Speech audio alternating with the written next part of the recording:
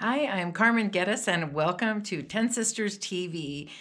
I am super excited about today's video because if you are new to EasyPiecing Grid, I'm here to show you that there are just endless possibilities and how we can piece quilts using this fusible foundation. Now, if you are new to EasyPiecing Grid, my website is 10sisters.com, and you can find lots of tutorials there, and right below this video we'll have a link to a video that just kind of explains what we're talking about with EasyPiecing Grid. It is a lightweight fusible foundation that we print a grid on, and we actually print this grid in 4 sizes. The 4 sizes that we print are 2-inch finished, 1.5-inch finished, and 1-inch finished, and 1/2-inch finished. And today's video, we are actually going to talk about what if we want to do a bigger square. Our 2-inch finished calls for 2.5-inch squares. So these are all labeled by the finished size of the square. But what if I want to use bigger cut fabric on my EasyPiecing Grid, because the sewing is the most fun part about this whole process. So another link that we will have below this video is a full class on this exact technique. The video is called One Block Wonder, and we're actually working with half square triangles, which is really fun. And so in this one, what I wanted to highlight in this, as soon as I saw this fabric, I thought, oh gosh, we need to make a quilt out of this fabric. And it was the pre-printed panels that are these pre-printed blocks. And of course, I don't even have a piece of the fabric because I cut it all up into all these cute blocks. And this is such a cute, fun holiday print. I think novelty prints can be really fun, but a lot of times they're going to be pre-printed in bigger sizes. And so this one was Valentine's, which I thought was so much fun. And so the foundation that I'm working on today is the 2-inch finished. But what we are doing is we are basically cutting a bigger square of fabric and we are placing it over the top of 4 printed squares. Now, in order to do that, I want to back up just a little bit and explain a couple things about EasyPiecing Grid. The most important thing when you're making a quilt is remember that this is fusible. So when we're getting ready to start, you want to make sure that you have that bumpy or fusible side up. We do print this ourselves, and the other very exciting and important note is that when we print this foundation, the squares are purposely printed about 1/16 of an inch larger than your cut size. So the 2-inch finished grid calls for 2.5-inch squares. And what you're going to notice when you place these squares on your grid is that the squares are printed just a smidge bigger. And that's going to make a huge difference in your finished quilt top that we'll talk about as we demo this quilt we're doing today. But what that means is, you know, if I'm typically cutting out 2.5-inch squares, if I want to cut out a bigger square that's going to cover 4 squares, well, doing the math, that's a 5-inch cut square. But remember that these printed squares are printed just a smidge bigger. And so if I'm going 1/16 of an inch plus 1/16 of an inch, I can do the math, and that equals 1/8 of an inch. Well, all of a sudden, that's a little bit bigger gap. So I am not too much of an 1/8 or 1/16 of an inch person, but this is going to make a big difference. So when I cut out my fabric squares for this quilt, instead of cutting out a 5-inch, I cut out probably, in fact, let me get my handy dandy little ruler here.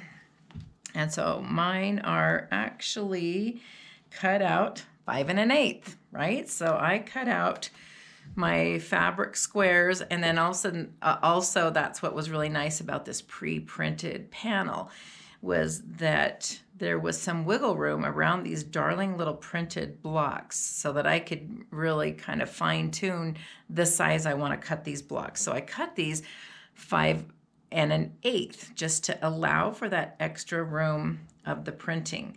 And so this is going to be the same situation if you're cutting larger squares for any of the sizes of our Easy Piecing grid, because they are all printed just a smidge bigger than your cut size. So I had so much fun, and I just cut out this fun variety, the fabric line. Lots of times we'll have all these different. This is actually a really great way for kids to make quilts. You know, if they might get a little bit bogged down with some of these little squares, this is a really fun way for them to make bigger quilts, and just making quilts faster. I'm all for speeding up the process in making quilts. And so you're going to lay this down on our Easy Piecing grid. Now, one thing I wanted to know, I am piecing my squares. I have my panel laid on top of this pressing board that is covered with plain canvas, and that is my preference because I can actually see the grid. And so instead of a pretty print, which would look really cute, this serves my purpose way better. So I love this. In fact, we will have an upcoming video kind of showing how you can make these yourself really easily, or if you know somebody handy, these are really easy to make for yourself, and you can make them in all sorts of different sizes. But if you don't have a good place to, just laying these down, you can also, because let me back up. I'm backing up and going forward a lot.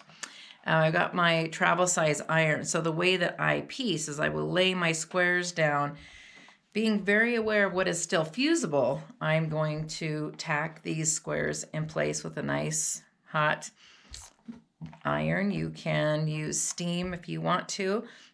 But during this part of what I actually call the piecing, this is where you're really doing your planning and your thinking. So when I iron squares down, I call that the piecing, because the sewing is going to be the easiest part of the whole process. And so when you are tacking these down, you can do that with the iron, or you can always use a water-soluble school glue stick. You want to make sure that these, I know, are starch-based, and so you don't want to use a regular glue or liquid glue. You want to make sure that you are using a water-soluble. Now, we're not trying to glue the whole square down in place. We are just kind of tacking these down. This is really fun because you get to see what this looks like before you start to sew. So this is going to hold that in place. Now, I will say, when you're using a glue stick, sometimes the glue, because this foundation is very lightweight, sometimes the glue can seep through. So every now and then, just lift up your panel if you're using a glue stick. And then basically when these are down, then you can take this over to the big iron. Now, I want to cover one other thing. So the panel has 9 squares across and 14 squares down in the 3 sizes. Our 1/2 inch finished has a lot more squares on it, and we'll cover that in another video. But for the 3 sizes of our Easy Piecing grid panels, they are 9 across and 14 squares down. So as you can see, with my 5 1/8 cut squares, I fit 4 across. I've got 1 more row. Well, just like the panels behind me, those are not sewn yet. Those are all just ironed down. I want to extend this. I like to use every bit of the panels that I can. And so we have several videos that are specifically talking about fusing panels together. There's lots of different ways to do that. I'm going to just fold this so I can pull this over. Now, fusing panels together is just an option. You can certainly just cut this and sew up each of these sections. But personally, I will go to great lengths to not pin. And so I love fusing sections together. Now, I'm going to take the glue stick, and what I want you to notice is on the panel that I am piecing on right now, I have trimmed off the excess right on that dotted line all the way down. And then on this side, I've got a little bit of leftover here, and I kind of call that a little lip. And I just want to show you one little thing on the other side of the panel. I've got a much bigger lip, but notice that on our panels, we number across the top and down the sides. And so on this side where I actually have lots of extra room, I've got the numbers printed. Well, some of my fabrics are white background. I don't really want to risk, having the number 3 probably is going to be caught in the seam allowance. That's kind of a personal preference. So I just sort of automatically try not to use the sides with the numbers if I'm going to be fusing panels together. So I feel like on this side is about 1/4 of an inch. It's a nice healthy 1/4 inch. I feel like that's going to be enough. Now this glue stick is white, so you just have to believe me that I'm actually laying some glue down here. And I'm probably not going to do the whole panel just because I kind of like to work on what's right in front of me, but I'm going to bring these down. And I'm going to match these up. And what's so fun is I'm just matching up these little grid lines. Just kind of give that a little press with the glue. I don't want to overlap them. I just want them to butt right next to each other. So we actually have got this nice vertical line, then we've got these horizontal lines and these little tick marks that we can just match up. Ta-da! So basically now I've just eliminated the pinning. And so then when I go to put my next square on, I can just continue. Now the other thing that's going to happen when you do this is sometimes you can end up with a really big piece that you have to manage under your sewing machine. So a couple little tips on that. If I am working with a bigger piece, I will have my sewing machine in a space where I've got room. I've got room behind the sewing machine and maybe out the side a little bit, just to support, not the weight because it's not that heavy, but just the bulk of this bigger piece that I'm going to piece. The other option that you have that is really fun, and we're going to have to do just a little pretending here. If you watch my videos, I do that a lot. Pretend that I am all finished with this quilt top. And so we're going to do a little pretending here. And I've got all my squares laid down on this panel. And this is before I have fused them together. I think having them together kind of illustrates what I'm talking about. So pretend that I didn't just glue these 2 panels together and I'm working with this single panel. Well, before I start to sew, I want to trim any excess. So do you see here, I've got, all this excess of the foundation. Trim that off. The only time I leave extra is when I know I'm going to fuse panels together and I want to leave that little lip. But I want to back up a little bit to what we were talking about of why we print these squares just a tiny bit bigger. Because when you are ready to sew, you are going to fold on the fold line and sew your 1/4 inch seam. And so the fact that we print these squares a tiny bit bigger, essentially what we're doing is we're giving you room to fold. So you do not have that bulk in your seam allowance, and it makes a huge difference in your finished quilt top. So normally, right, these would be 2.5 inch squares and we would be folding every single one. But because we're doing bigger squares, we need to do that throughout the whole quilt top.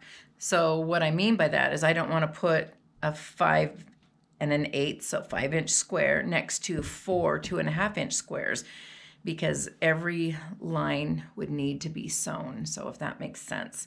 When I'm doing this one block wonder process, I'm going to make the whole quilt top the same size squares. So back to making sewing this together a little bit more efficient. When you've got a panel all ironed down, but I want to fuse it to the next panel, of course, I have this single row is left. I'm going to leave that alone, and I'm going to fold on the fold line, and I'm going to sew these vertical lines. And what that's going to do, it's going to shrink in this panel and just make it a little bit more manageable. When you watch the video of the steps of how we sew our quilts together, you'll know that we are going to fold on that fold line, sew in one direction. We will clip seam allowances in between the squares, press them so that we can sew the other direction, and those seams will nest perfectly. So that's in the video you can link right below this. That's going to take you through the whole process. So But what that means is when we sew up these vertical lines, well, then we have made this piece just a little bit more manageable. We can do the clipping and pressing. Then we'll bring it over and we're ready. This is going to be shrunk up a little bit, but now we're going to fuse these two panels together. And I'm going to just go on with my piecing of my cute quilt here. And then when I get to a stopping point, I'm going to sew those vertical lines, do the clipping and pressing. Now what that does mean is when you're sewing your seams the opposite direction, you are working with a little bit bigger piece, but then you're just going to give yourself a little bit of room. So let me remind you that this fusing is just an option. Like I said, I will personally go to great lengths to not pin. But if we just back up to our original panel, you can trim this off at the end of your blocks and just sew this whole thing up, going both directions. And you can save that single row that you have left and just fuse it to the next panel. So you're still not wasting. You're just going to be sewing a little bit more manageable pieces together. And then when you are finished with each section of your quilt, no matter what size it is, because of course, you know, who knows how big this quilt is going to end up being. But when you are sewing these together, whether you're doing a single panel at a time or you're fusing sections together, you're going to kind of treat this just like you would a regular quilt block. You're going to just sew these together and pin. You're going to, pin so that your seams will nest and match up, and sew this together just like you would a regular quilt top. So I hope this gives you a few ideas.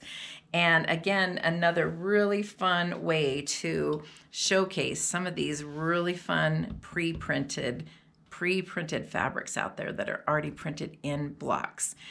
I do want to point out a couple of things that are hopefully going to be good tips when you are piecing one of these kinds of quilts. Is when you're putting a fabric square over the top of 4 printed squares, if it is like a pure white, or if it is a really see-through, translucent kind of a fabric, then you might see the printed lines underneath. So you just want to take note of that, of the fabrics you're cutting.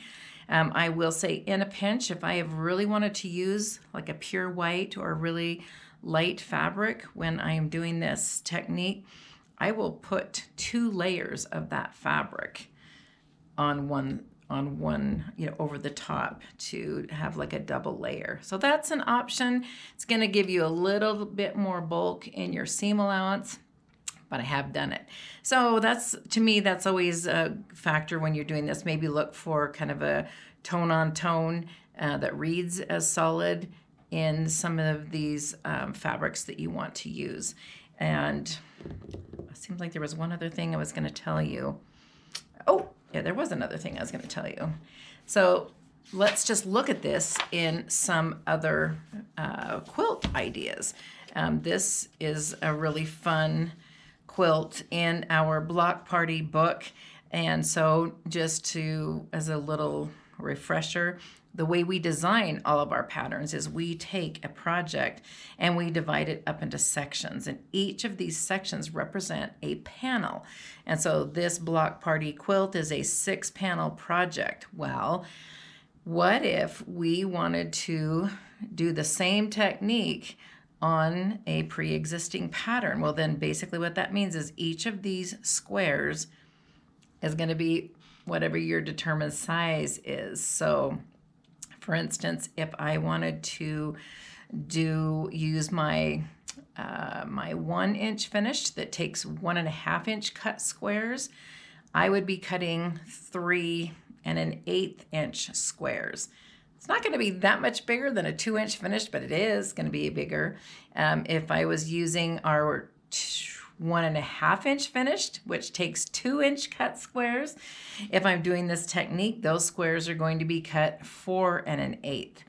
And so that's going to give you a 4-inch finished block. And so kind of a fun way to rethink some of the patterns that already exist.